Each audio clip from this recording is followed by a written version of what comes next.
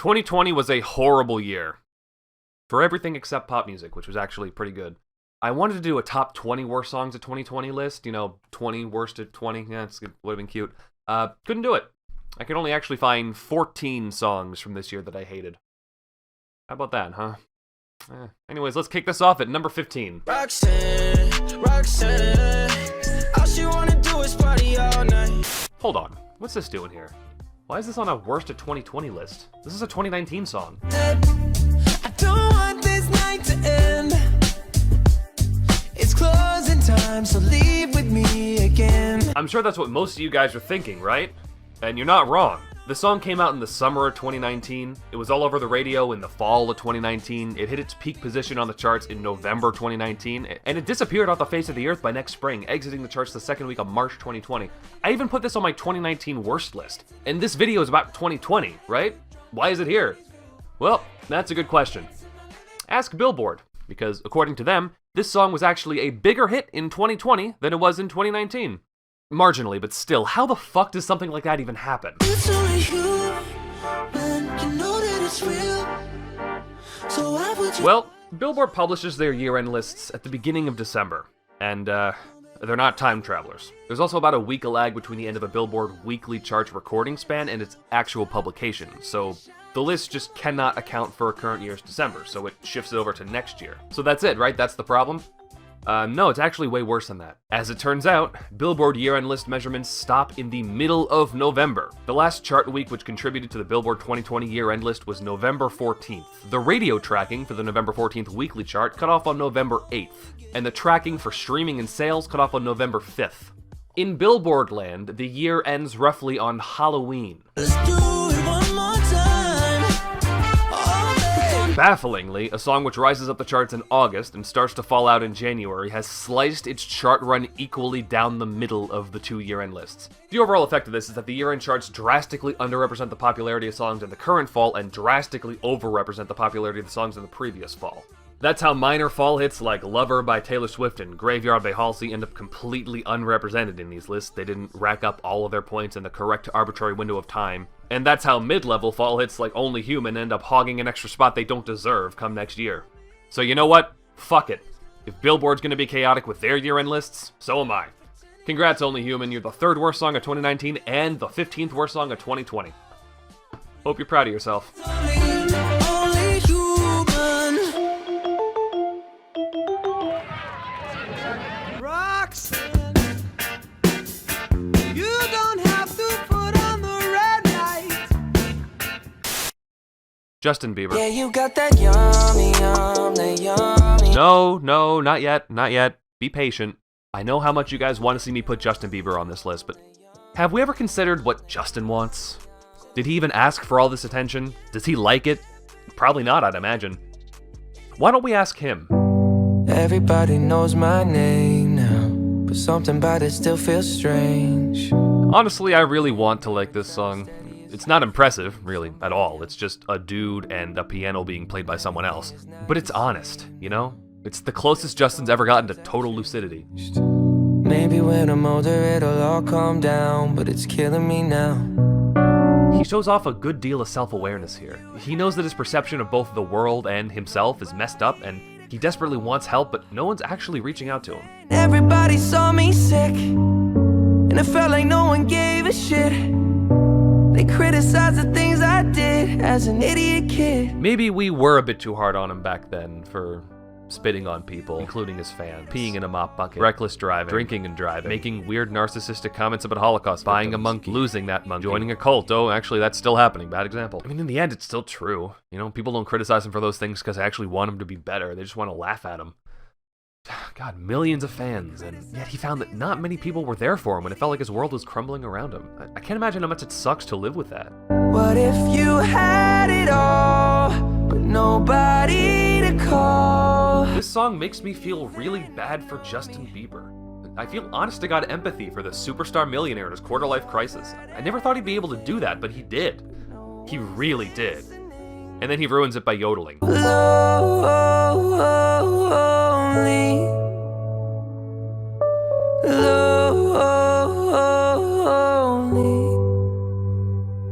Goddamn, Roxanne. These next 3 songs are all country songs. I was going to just have them as a tie, but that didn't really make sense because they don't have that much in common on their own. Unfortunately, the 2 things they do have in common are that they're all very bad in a pretty boring way, and that I've never listened to any of them in full, nor do I plan on doing that. So putting them in an actual order of worst to best, that's also off the table. So, here's what I'm going to do. I'm writing the name of the 3 songs on slips of paper. Not kidding, I actually am doing that right now. I'm going to put them in this hat. I'm going to pull them out of the hat, and that is going to be my number 13, my number 12, and my number 11. 1, 2, 3. Round, round, round she goes. Where she stops, nobody knows. All right, Luke Bryan, you're up first. Goes like 1 margarita, 2 margarita, 3 margarita shot. So Luke Bryan's still here. Not really sure why. Is now really the best time for a bright, chipper song about being outside and hanging out with a bunch of other people? We'll be on our way. 1 more barefoot round, 1 more last. I find it very hard to believe that Mr. Whiskey, Beer, Trucked Beer, Whiskey, Titties, Beer, Whiskey, and Beer over here would struggle to handle a few margaritas. 2 margarita, 3 margarita, we'll be gone. You'll be gone? After 3 margaritas? That's like, what, 4 shots, 5 shots equivalent? Come on, a freshman can handle that. But I guess it had to be margaritas, right? It's a Jimmy Buffett thing or something. Don't you think we need a salt and a Buffett song? Everyone remembers Margaritaville, right? That one song that's famously about how alcohol is really good and you should drink a lot of it. I can give this song credit for one thing. It stays true to its title. The song is called One Margarita, and it only uses 1 chord. 1 margarita, 2 margarita, 3 margarita shot. Don't worry about tomorrow. Maybe I'm missing something. Maybe there's some arpeggiated something at the end of the whatevers. All I hear is 1 chord. How is this supposed to hold anyone's interest? It's mathematically accurate to say this is the most musically stagnant song to have ever hit the charts since Lime in the Coconut. But in defense of Lime in the Coconut, at least that song had a melody that's cloying and repetitive in an interesting way. Hey, senorita, don't you think we need a salt and a Chesney song? That's enough of this. Let's get back to the hat. Those days are over. You don't have to say your body to the night. All right, time to consult the hat again. Let's see. Which one is next? Oh, fuck yeah. Jason Aldean, welcome to the table. She said, baby, do you ever miss being alone? I said, hell no, I don't. This might seem like an odd choice at first. Doesn't sound too bad, right? Certainly not as annoying as the other 2, at least. Just a nice, calm, down-tempo little romantic song about how this woman makes this man feel so much better about himself. When I got what I got, I don't miss what I had. The old me before you belongs to the past. Well, if you think that, then you don't know the whole story. I could go into detail, but there's plenty of articles that already go into detail for me. Here's one. Jason Aldean cheated on his first wife with a former American Idol contestant. Perhaps the event that most directly led to the end of Jason's first marriage were pictures that became public of Jason kissing Britney in a bar. Those 2 pictures were published in 2012, and Jason acknowledged them almost immediately. Britney also addressed the photos at the time, saying she suffered from a lapse in judgment and would like to sincerely apologize to everyone that's been affected by this. Although Jason and Britney both apologized, it wasn't enough to save Jason's marriage. 7 months after the photos were published, Jessica filed for divorce. In the divorce's aftermath, another relationship began to blossom between Britney and Jason. The 2 announced engagement in 2014 and now have 2 children together as well. While they're happily married now, they are willing to acknowledge their relationship had a bumpy start. The country singer also said there were mitigating circumstances in his first marriage. You know, obviously there was things going on in the marriage at the time where it just wasn't really happy. He explained in a 2013 interview. And you go out and kind of let your guard down a little bit and bad things happen. Yep, that's what happened. Wasn't you making a bad choice, it was things happening. Jason says he's happy that cheating had a positive outcome. During an interview on Velvet Edge's podcast with Kelly Henderson, Jason said that while he had some regrets, his current marriage made it all worth it. I think we both probably hated the way it started, but at the end of the day, I wouldn't change the outcome of it at all. So now that you know all that, let's listen to that chorus again, see if it still sounds all sweet and innocent. When I got what I got, I don't miss what I had. The old me before you belongs to the past. When I got what I got, I don't miss what I had. fuck you, you fucking suck. I can only view this song as a middle finger to his previous wife, and his daughters from the first marriage he apparently never visits. And in response, here's my middle finger to you. Fuck you for choosing to ruin a year of someone's life instead of having a simple conversation. Double fuck you for rubbing it in 7 years later. And triple fuck you for continuing to plague our airways even though you must know by now that no one likes you. Moving on now, back to the hat. She think I'm an asshole, she think I'm a player. She keep running back though, only cause I pay her. Alright, last but not least, let's go. What? How did that get in there? There we go. I love my country, I love my country. Six strings and fiddles and ski from Kentucky. Well, this just sounds bad. Florida Georgia Line makes songs that sound bad. Not really news, is it? Most of the songs on this list ended up here after days, hours, at least a few good minutes of deliberation at least. Not this one. I kid you not when I say it took me 1 second to know this song belonged here. I heard the beginning of the chorus on a radio interlude and it hit me like a fucking brick. I love my country, I love my country. I have never listened to the whole song. I've gotten maybe a minute and a half in until I had to tap out. But unless the second half pulled some kind of Bohemian Rhapsody type shit, this song deserves to be on here. I'm already sick of this garbage, so let's go to number 10. Roxanne, you don't have to wear that dress tonight. Justin Bieber. Yeah, you got that yummy, No. Not yet. Be patient. Come on, guys. We're just getting started. You're all getting ahead of yourselves. Cool down. I think we need to take a step back for a second. I know Justin has made a lot of mistakes. But before I can really start talking about the worst of Bieber's mistakes, I need to fix a few mistakes of my own. I'm ashamed to admit I made a really big mistake last year. A horrible, embarrassing mistake. On my worst list, I forgot to put this song at number 10. I'd spend 10,000 hours and 10,000 more. I mean, it's called 10,000 Hours. It should have been at number 10. But it wasn't. It was at number 15. A gross oversight on my part. But now it's at number 10.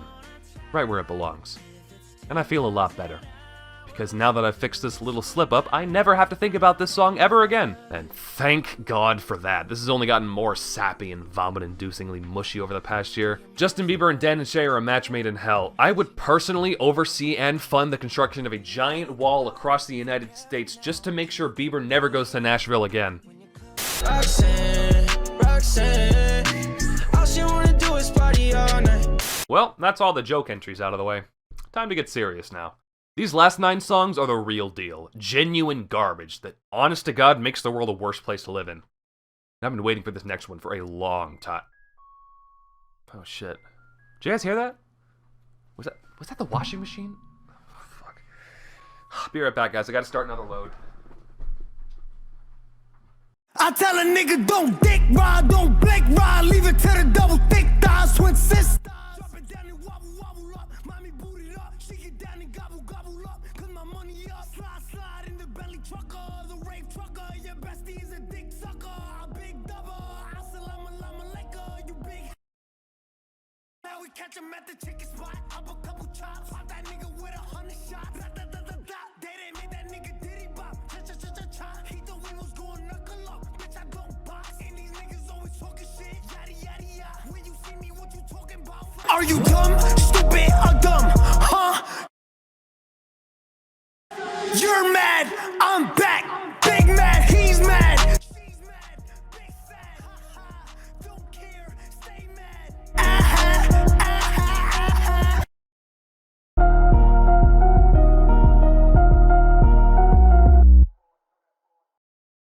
Alright guys, I'm back. I didn't miss anything, did I? No? Nah, we're good. Walk the streets for money. You don't care if it's wrong or if it's. Justin Bieber. Yeah, you got that yummy. Come on, guys. Come on. Patience. Why is everyone so desperate to hate on Bieber? It's like 2010 all over again. I mean, I'm sure his songs are genuinely really, really bad now, so they do deserve it. But the guy himself, he's not all bad, is he? I mean, he made a charity single this year. That's gotta count for something. So lock the door and throw out the key. Can't fight this no more. Okay, let's get this out of the way because it barely matters. I've heard this exact song many, many times before. There's no reason to listen to this song when you could be listening to the many songs that do this exact style way better, including but not limited to Lover by Taylor Swift, On the Brain by Rihanna, or Perfect by Ed Sheeran, or even fucking Like I'm Gonna Lose You by Meghan Trainor and John Legend. I mean, sure, those last two aren't good, but at the very least it makes sense why they sound so sickeningly chipper and soft and cuddly. One of them is about a man gushing about his wife, and the other is about a man comforting his girlfriend after she has a bad dream. Stuck With You is a song about two people being forced into a nationwide lockdown and self-quarantine for several months while a plague spreads across the country and kills thousands of people a day. There's nobody on these streets. And they do not sound like they care at all. No attention is paid whatsoever to the severity of the situation. Might as well cancel our plans.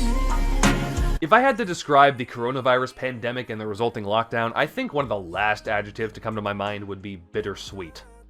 I could stay here for a lifetime. I'ma get to know you better. Kinda hope we're here forever. Listen to what you're fucking saying, my god. This is just straight up insensitive. Baby, run your mouth. I still wouldn't trade being stuck with you. No, actually, I'd rather have my life back, thanks. I cannot imagine a worse time to phone in a performance, as if we needed another reminder that celebrities are ever so blatantly disconnected from the real world.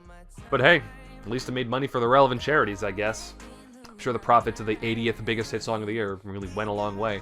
If only there were some other way that these two major worldwide celebrities with a combined net worth of almost $500 million could have donated some money to charity. Met her at a party in the hills, yeah. She just wanna do it for the thrill, yeah. Oh, I know. How about a TikTok challenge?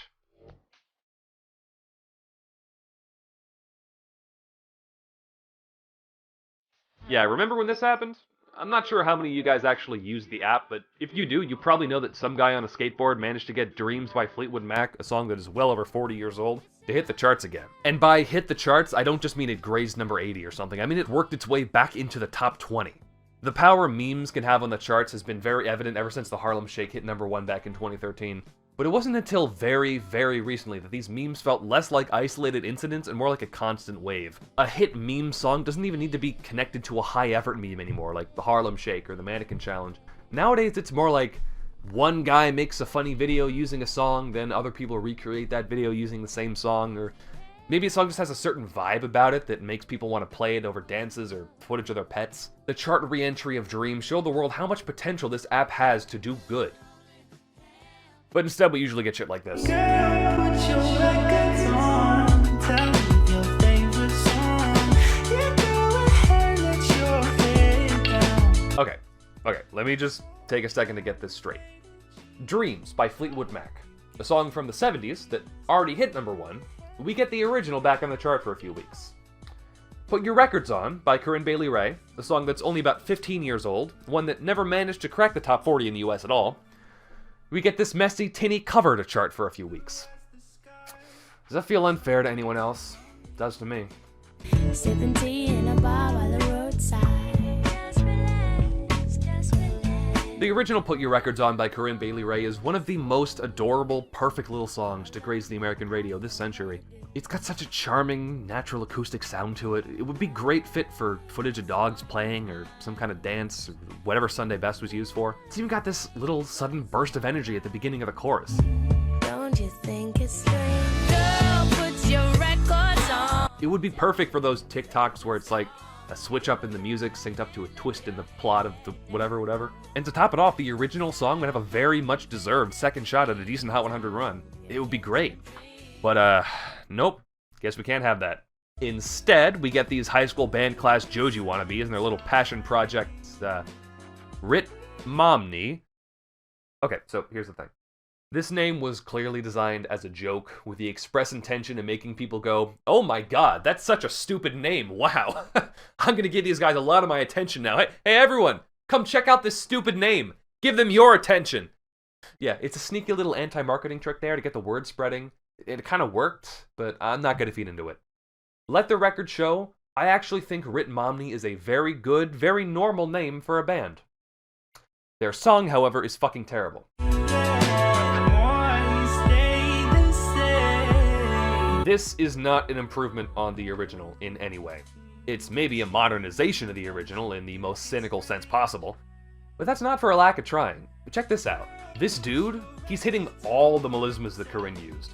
All of them. He's even adding some of his own in there. Sapphire and faded jeans. I hope you get your dreams. Sapphire and faded jeans. I hope you get your dreams. He's really, honestly going for it.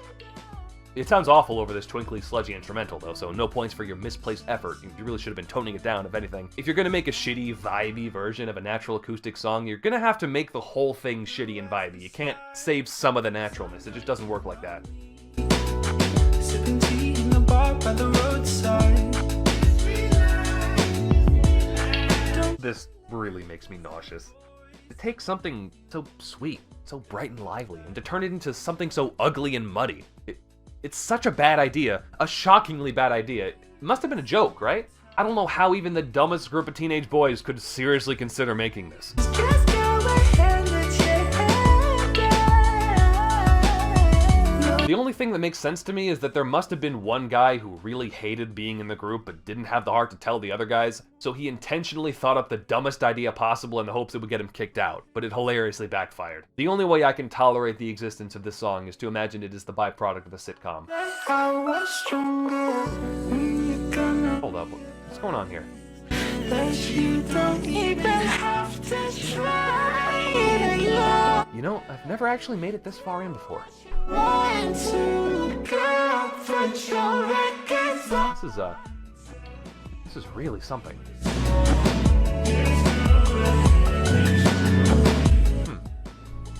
Put a pin in this one. Anyways, as I was saying, how about that TikTok? You're savage love.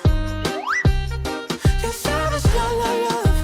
Getting back to the main point here, we all know Jason stole this song. Even though he eventually did end up crediting Mr. Josh in the end, he still went rogue and put the song out without actually being cleared to release it by Josh. And that's the worst part of all this to me, because the song really could have used more time in the oven. I wanna lock it down. Usually don't be falling. Jason Derulo has this strange way of singing where it almost seems like in the moment he completely forgets that he sucks at singing. He puts his entire soul into every single line, every little vocal flourish. It's like Whitney Houston being performed by an overly excited beagle. But you're savage love. Did somebody.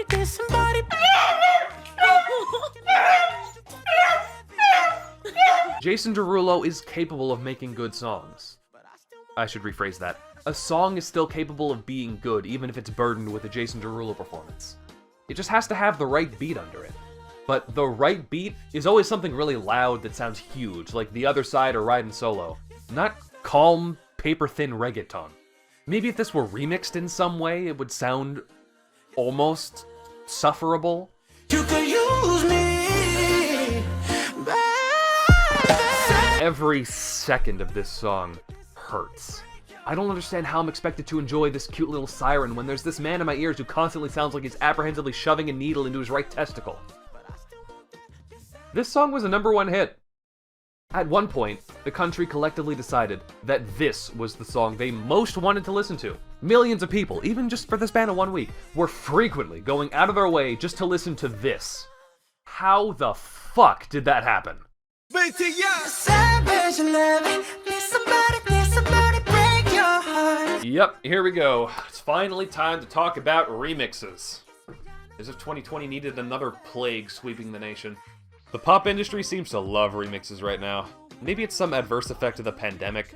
People have a lot of free time on their hands right now and they're bored to tears from the isolation, so they're just grabbing out at any opportunity they can possibly find to socially interact, and if you're a big name artist, that means remixes. It definitely helps that Billboard has really been actively encouraging the phenomenon this year. Billboard has officially decided that the popularity of any significant remixes of a song do count towards the original song's chart position. And if the remix is big enough, the newly featured artist gets an official credit on the chart, which is a nice little boost to their portfolio. There's really nothing stopping an artist from just releasing a ton of remixes over and over to boost their chart numbers. An exploit made famous by Lil Nas X on Old Town Road. Don't get mad at me, he doesn't deny this. I pulled a gimmick, I admit it, I got no remorse. But at least when he did it, he got Billy Ray Cyrus, an insanely good decision that added a lot to the song. Jason got BTS. Savage love. Did somebody break your heart? This is such a cynical product. This is not the worst example of remix gaming, we'll get to that eventually, but it's definitely the lamest example. I can't help but get the feeling that this wasn't supposed to be good.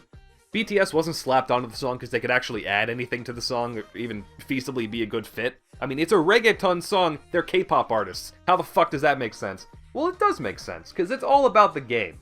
Enlisting the services of a big-name group with a massive army of stans is a free way to get a bunch of streams for a few days. And what can I say? The song hit #1. Jason finally got that gold medal that, oh, let's be honest, might as well be a participation trophy at this point. But he got it, you know? It worked. People are just gonna keep doing it. Hell, maybe BTS themselves might start doing it. You see, it's funny because I'm pretending not to know that they're already doing it. Every night and every day. I feel bad for Josh685. He might have gotten a #1 hit out of this, but it was absolutely not on his terms. But there's a bright side to this, right?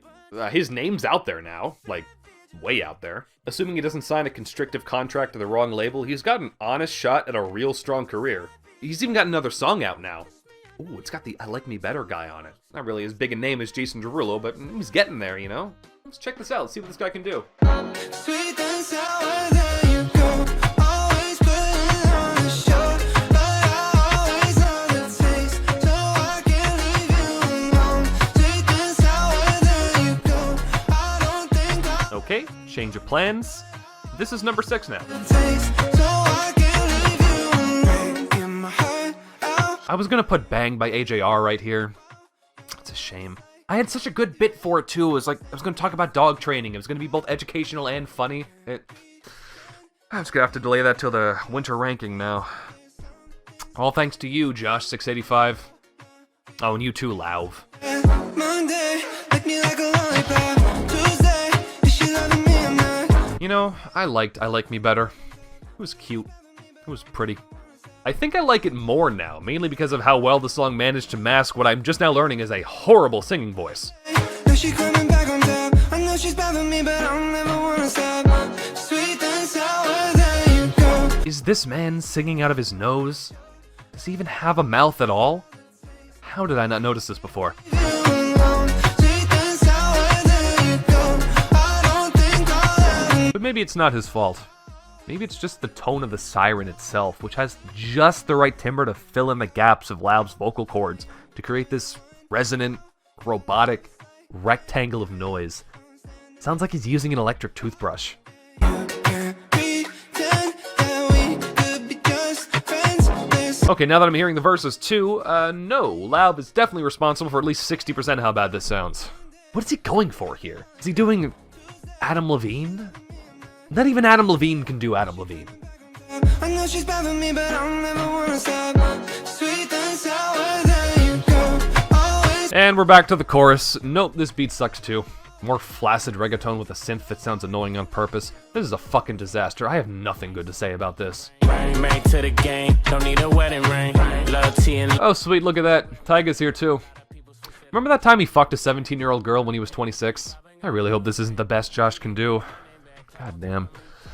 Imagine peaking with a Jason Derulo feature. I would change my name and leave the country. Sweet and sour, there you go. I don't think I'll ever know. I'm conflicted now, I'll be honest. I kinda hope Josh doesn't hit it big. He absolutely deserves to hit it big, and I'd be happy for him if he did, but God, I really hope he doesn't. If I'd never heard another siren beat in my life, I'd be perfectly okay with that.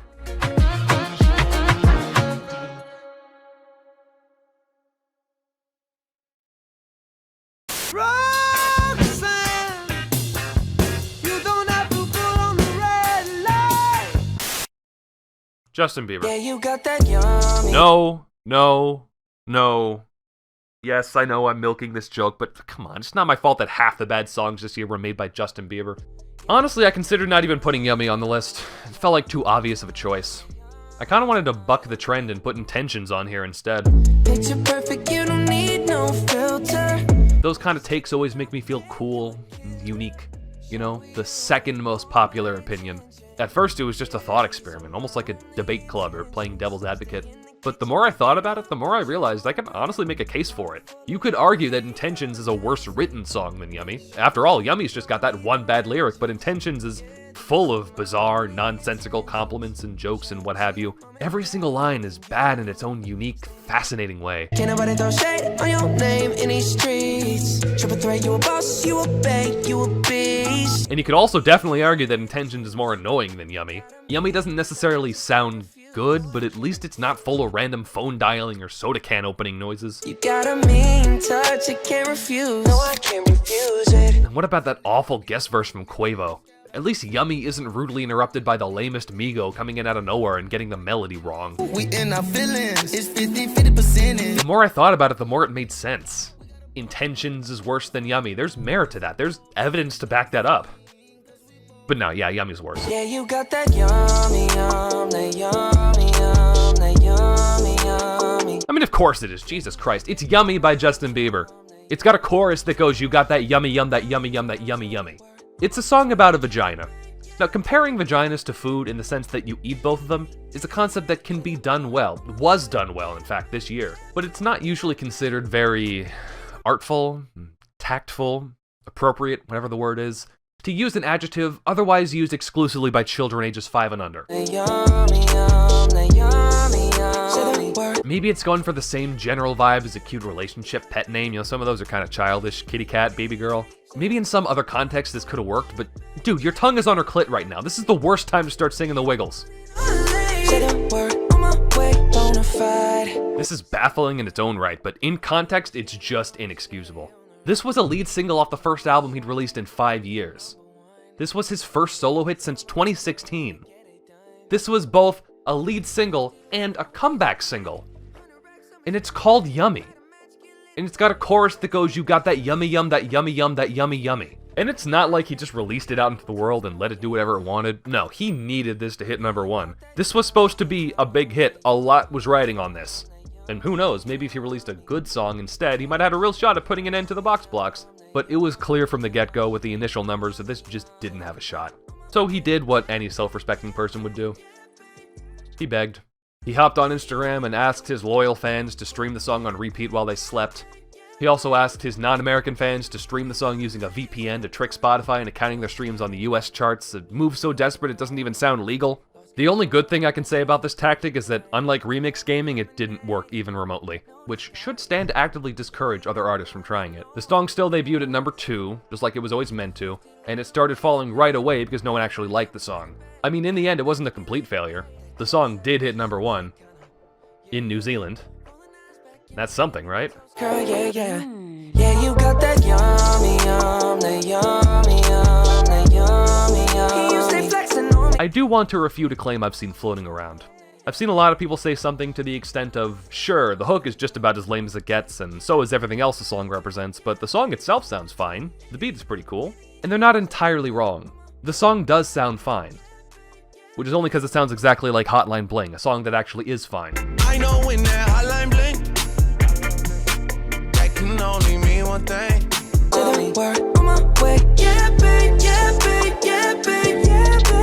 It's got the same tone, the same atmosphere, two very similar chords being played at a very similar rhythm with a very similar echo effect on them, very similar shifty hi-hats. It's got a very similar characteristic popping sound thing going on in the background. Seriously, if you slowed this beat down a bit, lowered the pitch a couple notes, and posted it on YouTube as a Hotline Bling karaoke beat, I seriously doubt anyone would notice. 50-50, love the way you split it. So yeah, everything good about the song was already done better 4 years ago in a much better song, and everything bad about the song makes you wonder what the fuck this church is doing to his mind. Is he okay? Is this a cry for help? One sec, guys, I want to try something. Help me. Help me. Well, that's unnerving. Should I reach out to him? Like, talk to him? Maybe just be there to listen? Would he appreciate that? Does he need that from someone right now? I don't really know. Probably not. Shorty drive a poodle with no top. But if I throw this money, she gon' drop. Hey, she don't wait it long. Well, there it is. The last time I will ever have to think about Yummy. Thank God. Now here's the interesting question. What could possibly be a more embarrassing song than Yummy? What could possibly have failed so miserably to capture the vibe it was going for? What song could possibly... Oh, fuck. Was that the dryer? Hang on, guys. I'll be right back. She like I throw them rain, keep on throwing that gas, keep on throwing that, I know you don't like me, you wanna fight me, you don't want no problems at your party, don't invite 40 autos on a bench truck, make her friends fuck. Told her she could get Chanel if she let my friends fuck. Start shining in the Rolls Royce, it got red guts. Wait, hold up. Nah, I still don't give a fuck. Vroom, vroom, G5, vroom, vroom, we high. You the type of nigga that I never wanna be like. You the type of bitch that will never get a reply. High hater, bye hater, vroom. Even your man know Nickies do it better. I know you don't like me, you wanna fight me. Always on my page, never double tap like me. Baddies to my left and my right. Never chase a corny nigga, put that on my life. Just put it in his face, all his cake, he wanted to taste. That real ass ain't keep your nigga home.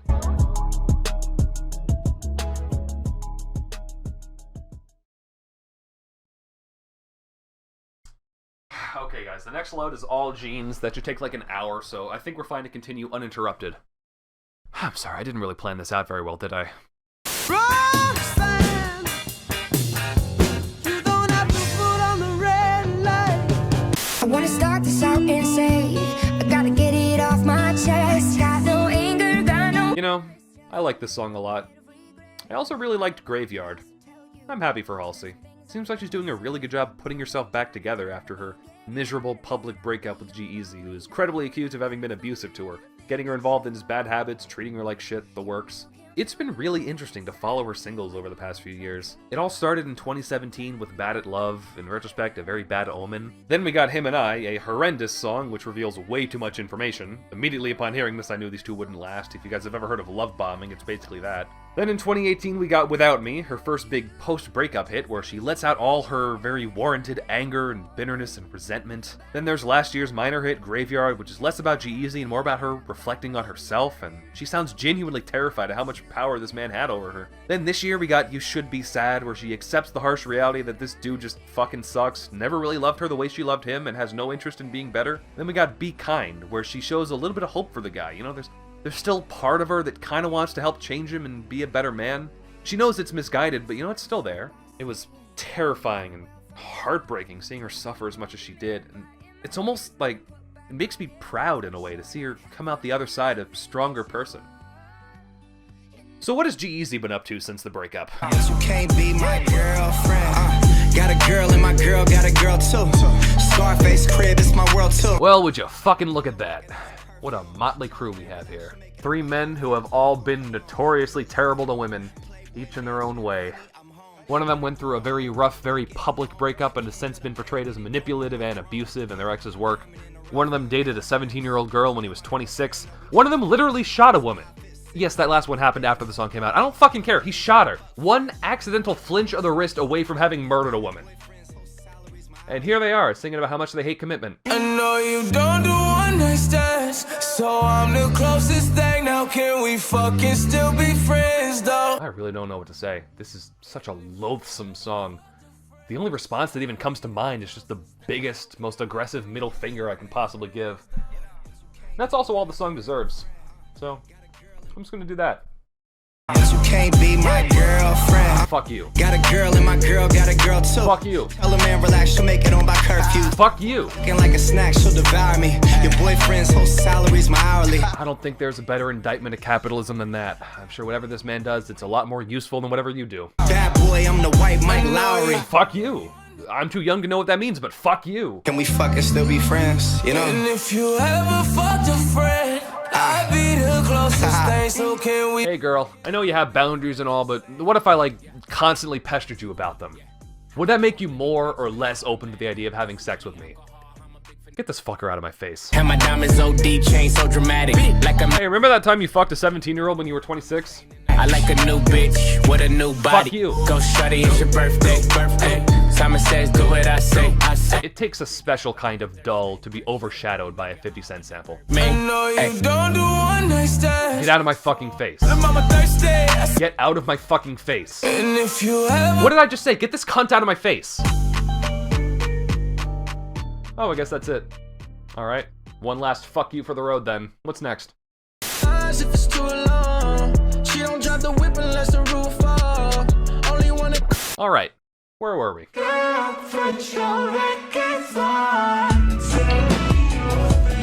Okay, yeah, so this song is evil. This is an evil song. This is demonic. No exaggerations, no jokes. This song came from hell. I honestly think demons made this. The devil is in our speakers right now.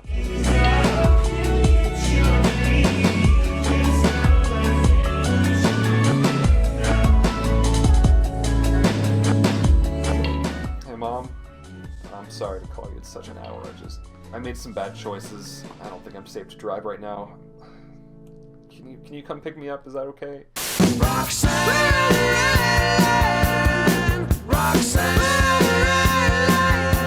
Yep, in my white tee. Yeah, call up Pipe Williams for the hype, please. I listened to it once, and I thought it was good. I listened to it again, and I thought it was really good. I never listened to it a third time.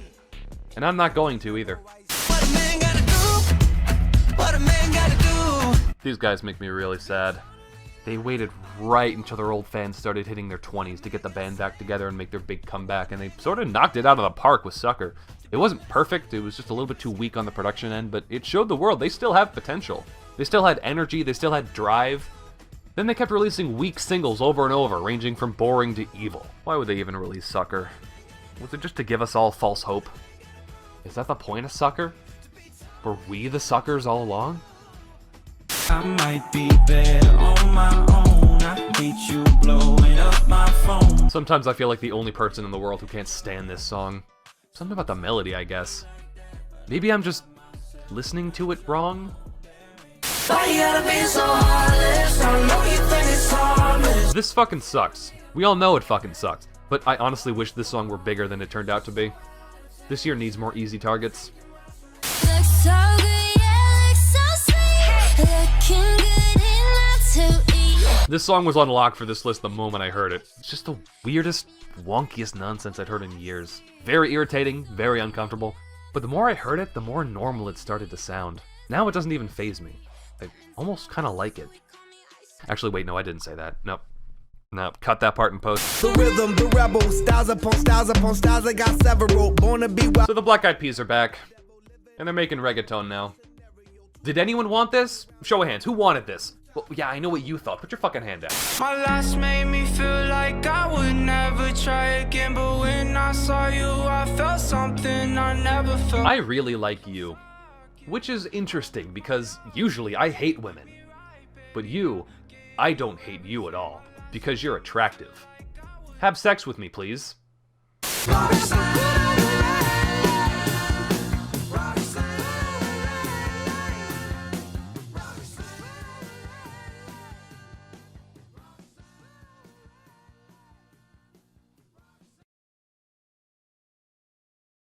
So, we've spent today looking back at the bad songs of 2020. Let's look ahead for a while. These last few songs, they're the ones that annoy me right now. But what's going to annoy me in the future? My hatred for each of these songs, most of it's going to fade away. It's already fading away right now as we speak. But my number one pick for this list. This is the only one that's still getting more and more irritating by the day. My number one pick isn't the song I hate the most right now, but it's the song I'm going to hate the most in the end. No, not this one. You're close, but it's not this one. This song's honestly pretty hard to hate. Not because it's good or anything, it's just nothing. It's a song about nothing. It's a song about sitting there and doing nothing. The song does hit pretty hard on first listen when you get to the twist, but it's a pop song that's meant to be played on the radio over and over again, so what's even the point of that? If all you have is a twist, make a short film. Because after the twist is done, what starts to happen is you think about the actual story that's being told more and more, and you realize you're listening to a thoughts and prayers anthem.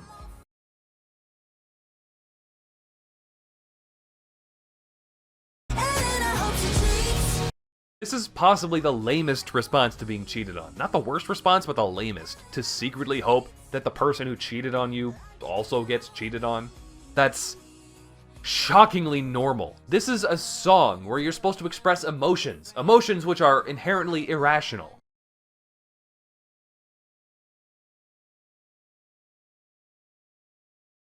There's no motivating anger behind this. It's all just pathetic bitterness, which is not fun to listen to.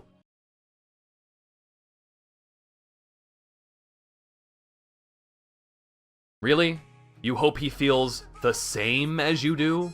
That's your version of revenge? To sit around and hope that one day he might experience exactly what he made you experience? A perfectly calculated, proportional response? You know, Patrick, this is a dream. You can do anything you want. Yep.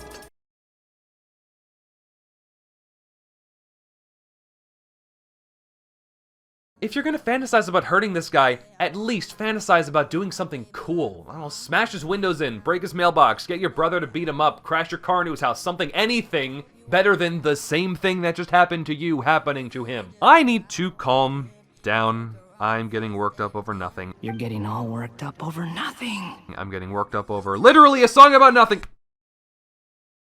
This is a very lame song. The only thing that happens here is that Gabby is sad.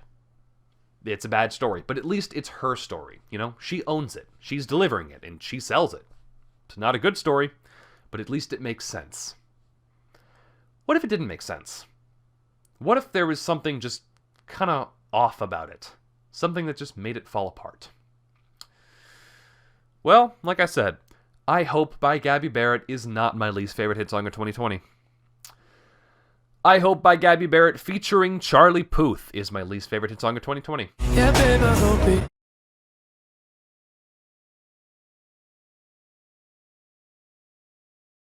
So for some reason, despite the fact that I Hope by Gabby Barrett was already rising pretty high up on the charts before the Charlie Puth remix came out, and despite the fact that the original version has more YouTube views and Spotify streams than the remix, Charlie Puth is credited alongside Gabby on the year-end list. I don't know how exactly the year-end accreditations work for remixes. Honestly, the phenomenon is only a couple years old, so I bet Billboard are still trying to figure it out themselves. But at the moment, it feels arbitrary. Nicki isn't credited alongside Doja Cat on Say So, BTS isn't credited alongside Jason and Josh, and those remixes both boosted their respective song to #1. Am I missing something? Was Charlie doling out some kind of sexual favors here? And no one told me?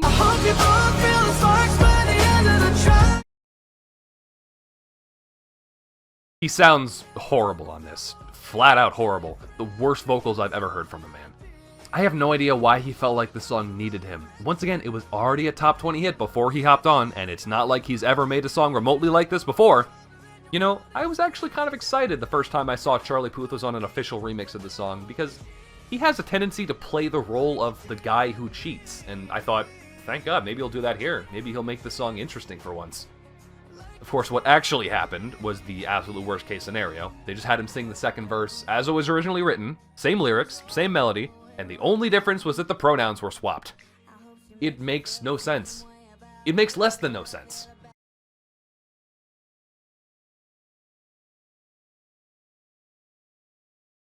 Yeah, girl who cheated on me. I hope your next boyfriend buys you a really expensive ring while he's cheating on you. And then he breaks up with you, leaving you with absolutely nothing except for a precious piece of jewelry worth several thousands of dollars. Take that, bitch! You get what you fucking deserve!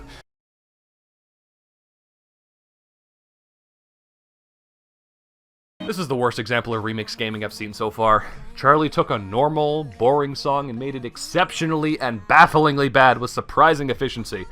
The only good thing about the song was that it made sense. Now it doesn't, and it never will again.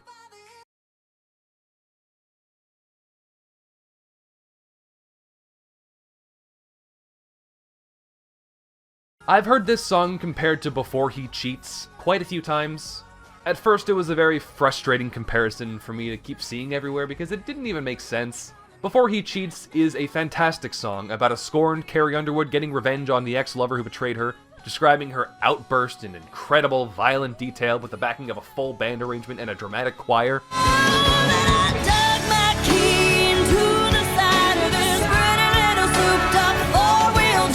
I Hope is a boring song about Gabby being sad and doing nothing of importance. At the time, the only similarity I saw between the two is that they both use the word cheats a lot. But as time goes on, I'm starting to notice another, much more frustrating similarity. Before He Cheats was the most overplayed song of the 2000s. The radio loved it, it was all over the airwaves until 2011.